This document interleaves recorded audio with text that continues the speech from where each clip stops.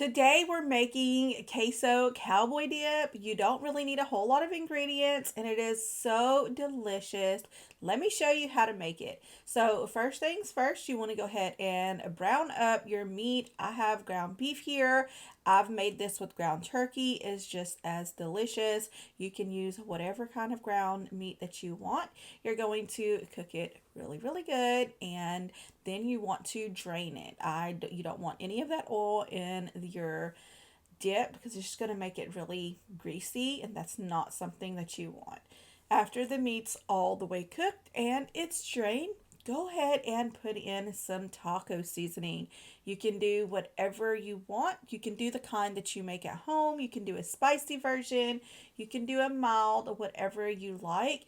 You can make this as spicy or as mild to your family's liking. I'm just doing it regular. I'm not going crazy with it, and I'm going to be also using some Rotel in here as well.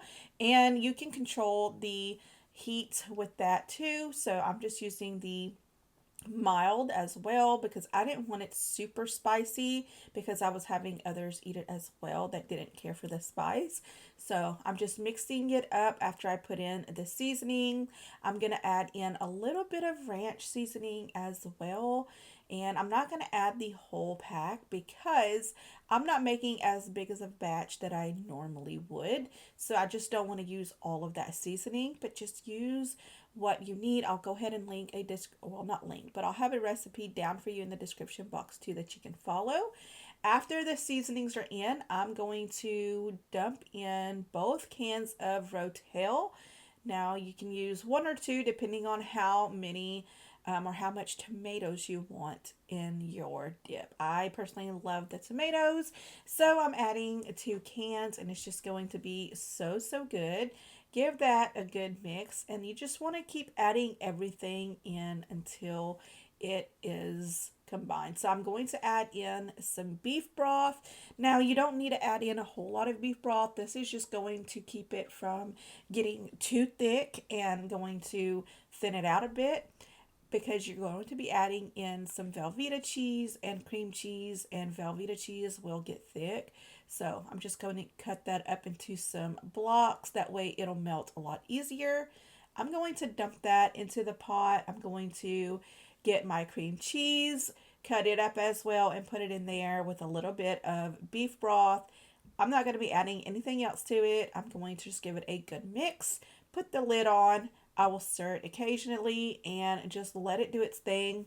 Since the meat is done, the only thing that you need to do now is heat it up and melt the cheese, and it is ready to eat. This is so easy to make, and it is so delicious. This is something that you can actually take to gatherings for a potluck.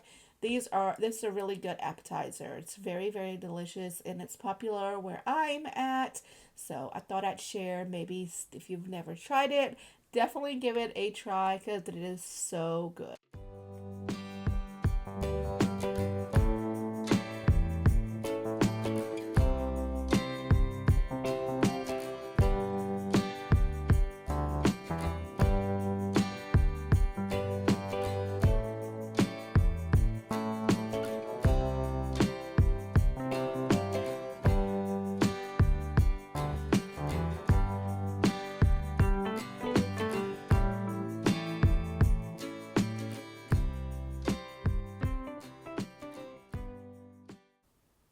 After it's been cooking for a little bit and stirring occasionally, this is what it's going to look like. It's going to be all melted and bubbly. This is when you can go ahead and turn it off. You can let it sit for a little bit.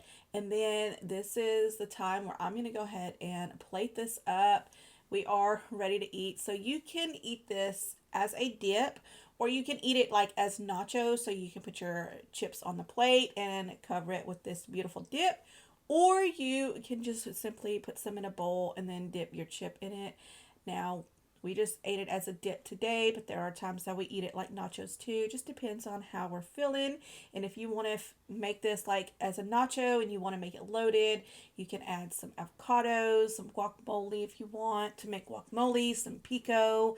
If you want to add extra tomatoes on it or sour cream, You can dress this up, some scallions, cilantro. It'll be really delicious. But I'm going to go ahead and put some in a bowl just to keep it simple today with some chips on the side. And that is it. Super easy and delicious. If you like this video, definitely give me a big thumbs up. Subscribe if you're new so you don't miss out on any of my recipes.